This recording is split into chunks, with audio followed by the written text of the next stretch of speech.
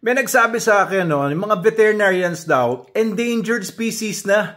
Kakaunti lang pala daw ang nag-graduate sa veterinary medicine course dito sa Pilipinas every year. Kasi daw yung mga doktor, ang dami daw nag-graduate every year. Pero nalaman nila, nung naghahanap sila ng veterinarian para sa kumpanya nila, ilan lang pala, parang nasa 700 lang daw. Hindi ko sigurado kung accurate yung figures na yon. Pero opo, ganun lang talaga kakunti mga kumukuha ng veterinary medicine course.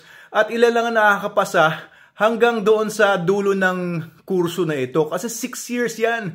Sabi ko nga doon sa mga kakilala ko na nasa academe, sabi ko, ba't hindi na lang kasi paikliin na lang yung kurso ng VetMed? Pwede naman yun.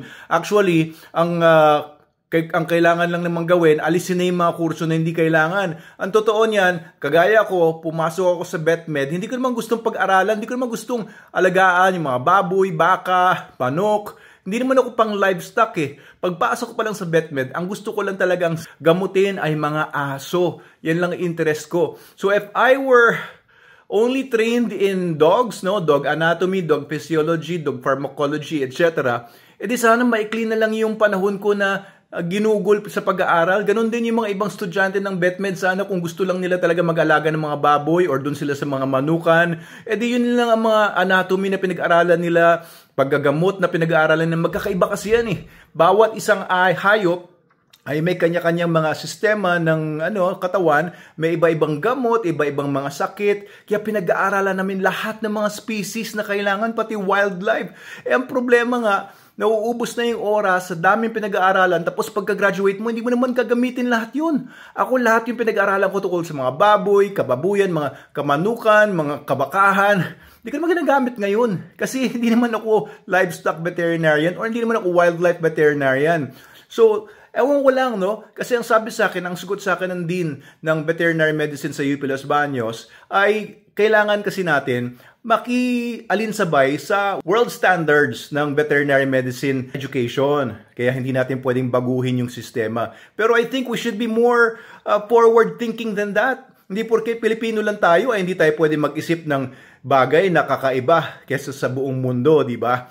Anyway, that's just my take on that. Kaya yung mga veterinarians po, ang totoo niyan, hirap na hirap sila makahanap ng mga vets para sa mga clinics nila. Tapos, dumadami rin yung mga vet clinics. Pero yung mga vet clinics naman, kinukulang naman sila sa mga veterinaryo. Ako nga gusto ko magtayo rin ng vet clinic last year, pero wala rin ako makuhang vet. And ngayon, ang taas na ng mga sweldo ng mga vet. Kaya guys, huwag kayong magtaka kung dadalhin nyo yung aso ninyo o pusa ninyo or kung ano pa mang hayop ninyo, dadalhin nyo sa vet tapos ang mahal ng bayad. O kaya naman talagang yun, hindi nila mapababa yung presyo kasi po mahal po talaga. Mag-aaral ng vet, mahal. Alam niyo yun, yung resources ng mga magulang, ng mga nagpapaaral sa vet school, yung oras na ginugol, yung hirap, pagdurusa, dugo, pawis, lahat ng mga pinuhunan dyan, hindi po biro yan. Kaya po yun, yun po, mahal po talaga magpa-vet kasi po talagang ginasusan po talaga yan. Kailangan makabawi-bawi naman yung mga vets, di ba? Pero kung gusto niyo talaga maging healthy yung mga aso nyo para hindi kayo dala ng mga dogs ninyo, cats nyo sa vet, para hindi sakitin yung dog ninyo. Number one, nutrition.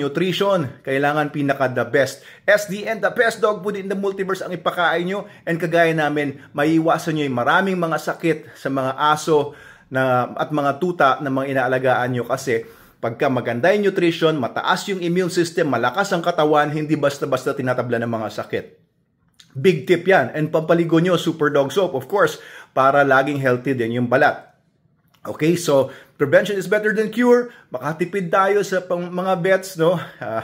Yun talaga, no? So, would I encourage kids to take up veterinary medicine? Only if you are extremely passionate about it. If not, you can take other professions naman na mas lucrative, mas madaling pagkakitaan. Kagaya ko, nagbe-business talaga ako. I'm not really, doing vet things, but I use my veterinary medicine education for my business. Pero pagka magbe-business ka, for example, mag-i-invest ka or mag-develop ka ng real estate, that's very lucrative. That's what I want to do. And yun ang ginagawa ko ngayon sa Manalo Resort Hotel.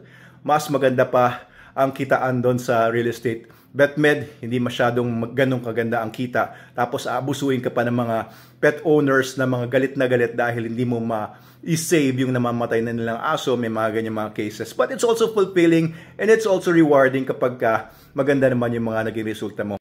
Kaya dahil konti lang yung mga vets no, na nag-graduate, tapos ang hirap pa nga magpag-graduate ng mga vets, ay ang taas ng demand sa kanila. Tapos ang laki pa ng opportunity para sa mga veterinarian sa ibang bansa. Kaya nagliliparan papunta sa ibang bansa para doon magtrabaho ang maraming veterinarian, including yung mga kaklasiko. So, ato, no, dati nung mga nag-start pa lang ako, ng mga VetMed 2001, ay nasa 8,000 to 10,000 lang ang monthly ng mga baguhang mga vets. Oo, nagulat ako noon. Mapot din naman mga 12, 15 eventually no, after several years. Pero ngayon, nasa mga 35, 45, umaangal pa yung mga vets na bagong graduate pa lang yun.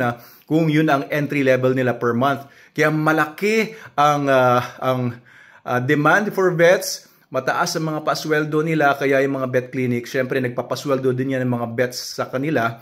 Kailangan nila mag-charge ng malaki para mag-compensate doon sa mga pasweldo. Bukod pa doon sa mga ibang expenses na mahal naman talaga ang gastusin na ngayon. Mga drugs, imported, binibili rin yun ng mga vets. Doc Abel Manalo here, Manalo K9, thank you po. That's just my take, no, bigla ko lang naisip yon. Ilagay ko lang sa vlog.